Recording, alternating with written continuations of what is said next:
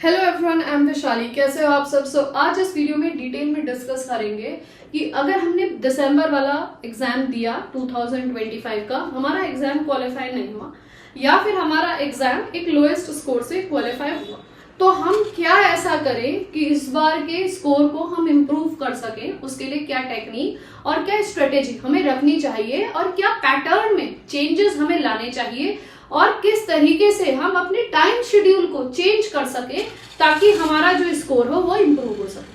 तो यहाँ मैं 4 चीजों पे बात करूंगी इस वीडियो पे। वीडियो को पॉज करके आपसे रिक्वेस्ट करना चाहती हूँ, अगर मेरी वीडियो से आपको जरा सी भी हेल्प मिलती हो तो प्लीज मुझे मोटिवेट करने के लिए कमेंट और लाइक आप जरूर कर सकते हो, जिससे मुझे लगता है कि मेरी बातें आप तक पहुंच रही हैं और आप उन बातों को समझ पा रहे हो, ताकि ये समझ में आए कि जो मैं बताना चाह रही हूँ वो आप तक पहुंच भी पा रहा है या नहीं।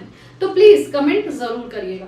4 चीजों में इस वीडियो को डिवाइड करेंगे कि अगर हम एग्जाम में सेम ही तैयारी पिछले बार करें और वही सेम तरीका XYZ वाला अगर इस बार भी लगा रहे हैं तो क्या सही कर रहे हैं या फिर ये बहुत बड़ी मिस्टेक है हमारी। तो 4 चीजों पर डिस्कस करेंगे। सबसे पहले बात करेंगे अपनी स्ट्रेटेजी पे कि स्ट्रेटेजी क्या होनी चाहिए। दूसरी बात हम बात करेंगे टाइम शेड्यूल की कि टाइम शेड्यूल किस तरीके से हमें बनाना चाहिए। तीसरी हम बात करेंगे पैटर्न पे कि हमने किस पैटर्न से अपना रिवीजन किया।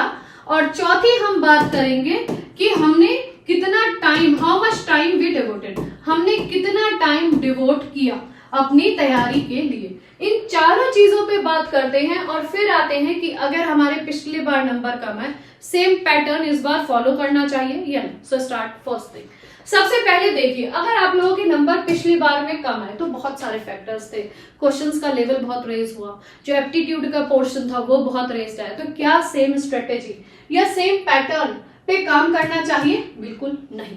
सो first answer is no, same pattern will not be follow. Now next, जो बच्चे हैं जिन्होंने पूरा सिलेबस कर लिया है, अब क्या करें? क्या फिर से सिलेबस की रिवीजन करें? So no. तीसरा पॉइंट, अगर रिवीजन नहीं करें तो किस तरीके से अपनी तैयारी को हमें प्लान करना चाहिए वो सुनिए। अगर आप लोगों ने अपना पूरा सिलेबस एक बार कर लिया है तो मोर फोकस इस समय आपको करना चाहिए PYQs में। चौथा पॉइंट, ऐसे सब्जेक्ट को ऐड करिए जिनको आप पिछली बार छोड़ गए थे, ऐसे टॉपिक्स को ऐड करिए जिनको आप पिछली बार छोड़ गए थे। तो ऐड न्यू टॉपिक्स, क्योंकि आपके पास टाइम है। मान के चल रहे हैं कि आपकी तैयारी पिछली बार काफी हद तक हो गई थी, फिर भी कुछ टॉपिक्स रह गए, तो उन टॉपिक्स को ऐड करिए। नाउ नेक्स्ट, उसके साथ हमें क्या करना चाहिए? जो पुराने टॉपिक्स थे और अच्छे लेवल के, उनको PYQs की मदद से फ्लरिश करिए। PYQs पढ़िए, जहां देखिए एरर आ रही है या प्रॉब्लम आ रही है वहां पे उन टॉपिक्स पे दोबारा जाइए, उनकी थ्योरी को कोरिलेट करिए और फिर टॉपिक्स पे आइए, PYQs पे आइए। ये समझिए कि ऑप्शन और क्वेश्चंस का लिंक किस तरीके से दिया गया है। तो जो टॉपिक्स हो चुके हैं, जो डन टॉपिक्स हैं, उनको PYQs की मदद से हमें करना है। इसके साथ मैं आपको बताना चाहूंगी कि मेरा जो CSIR-NET का बैच है, CSIR-NET जून 2026 का बैच है, अगर आप चाहते हैं उस बैच को ज्वाइन करना, आप उससे रिलेटेड कोई भी इंफॉर्मेशन लेना चाहते हैं तो मेरे नंबर 8860338338 पे कांटेक्ट कर सकते हैं। इसके अलावा मेरा मेंटोरशिप सेशन भी चल रहा है, जिस मेंटोरशिप सेशन में मैं आपको बताती हूँ कि आपने पिछली बार तैयारी में क्या मिस्टेक करी और इस बार आपको उस मिस्टेक को किस तरीके से ओवरकम करना चाहिए, कहाँ आपके पिन होल्स रह गए हैं तैयारी में, कंफ्यूज हो, नहीं समझ में आ रहा है कैसे तैयारी करें, तो इस मेंटोरशिप सेशन को ज्वाइन करो। अगर तैयारी करने के लिए प्रॉपर मटेरियल नहीं है तो फिर CSIR-NET के लाइव बैच को ज्वाइन करो। अगर लग रहा है कि पहले तैयारी कर चुके हैं, अपने आप खुद कहीं रिकॉर्डिंग्स मिल जाए या कहीं ऑलरेडी पब्लिश्ड सिलेबस या कोर्स मिल जाए, खुद तैयारी कर लें, तो मेरा रिकॉर्डेड बैच ज्वाइन करो। देयर आर मल्टीपल ऑप्शंस जिनको आप कनेक्ट करके अपने एग्जाम को क्वालिफाई कर सकते हैं।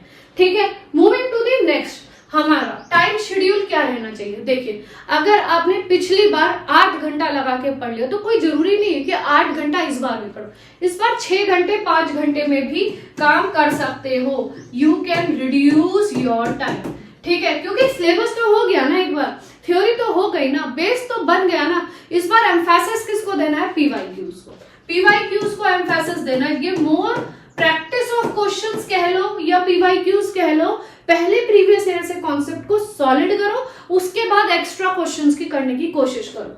तो पहले पीवाईक्यूज को एम्फेसिस देना है, फिर एक्स्ट्रा क्वेश्चंस को देना है। सेम पैटर्न, जो बच्चे बिल्कुल खाली हो तो ऑब्वियसली सेम टाइम दे सकते हैं, but I suggest come time पे भी अगर काम बन सके तो कम टाइम पे भी काम चल जाएगा। उसके अलावा आप अपने साथ ट्यूशंस पढ़ा सकते हो, 1-1 घंटा ट्यूशन ले लो, या फिर जॉब करोगे तो थोड़ा डिफिकल्ट हो जाएगा एग्जाम निकालना। अगर आप ट्यूशंस ले सकते हो तो that will be a better option. 1 घंटा ट्यूशन ले लो, बाकी 5 से 6 घंटा आप लोग पढ़ लो, तो एक छोटी सी अर्निंग भी हो जाएगी और आपका मन भी लगा रहेगा, अपना एप्टीट्यूड वहां से स्ट्रांग होगा अगर 7th 8th 9th 10th class का ट्यूशन पढ़ा रहे हो, और अपना टाइम आप मैनेज भी कर पाओगे।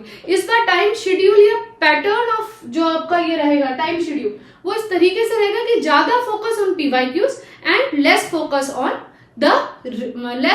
On adding the same topics. New topics के रिवीजन पे एम्फेसिस देना है, ज्यादा फोकस ऑन क्वेश्चंस, ज्यादा focus on new addition of topics and less focus on कि सेम थ्योरी को बार बार रिपीट करो। वो वाला जो पोर्शन है कि बार बार सेम थ्योरी को रिपीट करना, उसको आप हटा सकते हो। Moving to the next, pattern of revision क्या रहना चाहिए?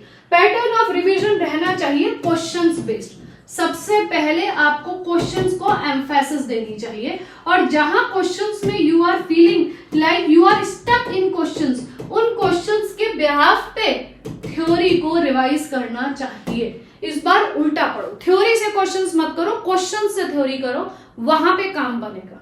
ठीक है, how to devote your time. Time किस तरीके से डिवोट करें तो सुनिए। आपने अगर लीनियर अलजेब्रा तैयार कर रखी है तो कोशिश करिए 2 घंटा लीनियर अलजेब्रा को दीजिए। अगर टॉपिक्स तैयार है तो पीवाईक्यूज की मदद से लीनियर अलजेब्रा का रिवीजन होगा। टॉपिक्स तैयार नहीं है तो पहले टॉपिक तैयार कर लो, फिर क्वेश्चंस पे आओ। उसके बाद कोशिश करो कि दिन में कम से कम 30 मिनट्स एफटी करो, और फिर कोशिश करो बचा हुआ टाइम आप अपने ओडी पीडी को दे सकते हो। अगर आपको लग रहा है कि ओडी पीडी तैयार है तो सीओवी इंटीग्रल ऐड कर लो, लेकिन कुछ टाइम अप्लाइड को जरूर दो, कुछ टाइम एप्टीट्यूड को, चाहे हफ्ते में 3 दिन दो, बट 2 जरूर। इस तरीके से अपने टाइम शेड्यूल को आप डिवाइड करके अपनी प्रिपरेशन को बूस्ट कर सकते हो। अगर वीडियो अच्छी लगी हो तो कमेंट जरूर करिएगा। Till then goodbye, take care and thanks for watching.